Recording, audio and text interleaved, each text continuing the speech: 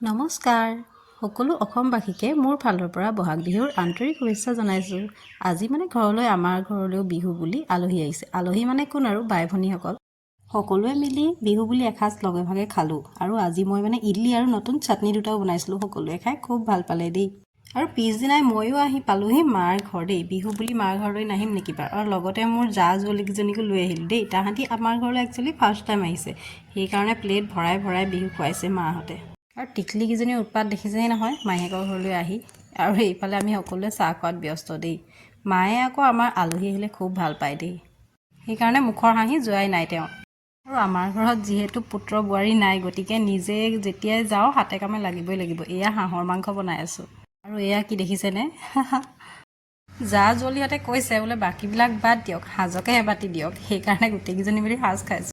আৰু শেষত ঘৰত ভাত সাজ খালোঁ। হাঁহৰ মাংস, এয়া কচু পিটিকা, বেঙেনা ফ্ৰাই, নগা টেঙা আৰু পদিনাৰ চাটনি, মাছ ফ্ৰাই, এইবিলাকেৰে ভালদৰে ভাত সাজ খালোঁ। তাহাঁতিকেইজনীও খাই খুব ভাল পালে, সেইটো শুনিও মোৰ খুব ভাল লাগিছে।